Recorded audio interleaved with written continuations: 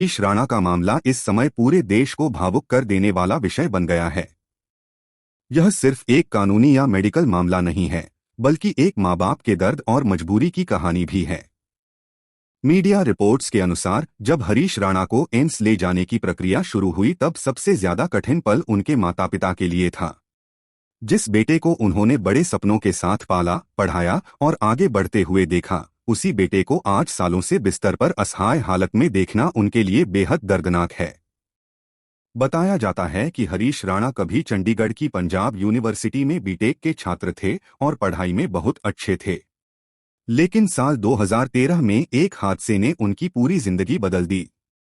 Hostel की चौथी मंजिल से गिरने के बाद उन्हें गंभीर चोट लगी और वह कोमा की स्थिति में चले गए। डॉक्टरों के अनुसार वह क्वाड्रिप्लेजिया जैसी गंभीर स्थिति से पीड़ित हो गए, जिसमें शरीर का अधिकांश हिस्सा काम करना बंद कर देता है। इसके बाद से वह पूरी तरह लाइफ सपोर्ट और मेडिकल उपकरणों पर निर्भर हो गए। पिछले लगभग 13 सालों से हरीश राणा इसी हालत में बिस्तर पर हैं। इतने लंबे समय तक इलाज, दवाइयों और देखभाल में परिवार ने सब कुछ लगा दिया। लेकिन जब साल दर साल हालत में कोई सुधार नहीं हुआ तब परिवार के सामने एक बेहद कठिन सवाल खड़ा हो गया।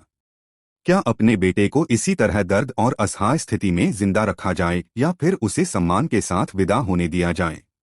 मीडिया रिपोर्ट्स के अनुसार जब इस मामले में सुप्रीम कोर्ट का फैसला सामने आया और हरीश राणा को एम्स ले जाने की प्रक्रिया शुरू हुई तब उनकी मां के शब्द सुनकर कई लोगों की आंखें नम हो गईं।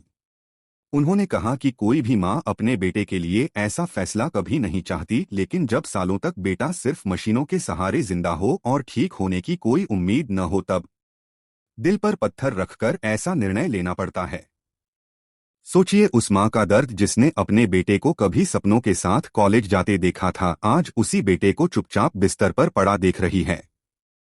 वह न बोल सकता है, न चल सकता है और न ही अपनी भावनाएं व्यक्त कर सकता है। एक मां के लिए इससे बड़ा दर्द शायद ही कुछ और हो सकता है।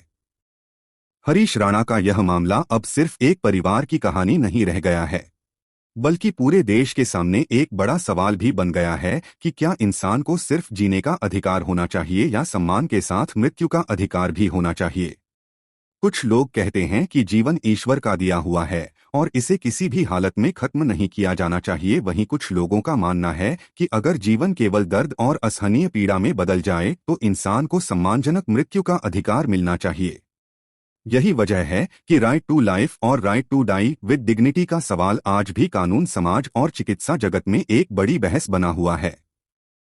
लेकिन इन बहसों के बीच सबसे बड़ा सच यह है कि इस कहानी के केंद्र में एक परिवार है, एक माँ और एक पिता जो अपने बेटे को वर्षों से इस हालत में देख रहे हैं। उनके लिए यह कोई कानूनी बहस नहीं, बल्कि हर दिन टूटते हुए दिल की कहानी है। अब सवाल यही है कि आप इस पूरे मामले को किस नज़र से देखते हैं? क्या हर हाल में जीवन को बनाए रखना सही है या कुछ परिस्थितियों में सम्मानजनक मृत्यु का अधिकार भी होना चाहिए? अपनी राय कमेंट में जरूर बताइए।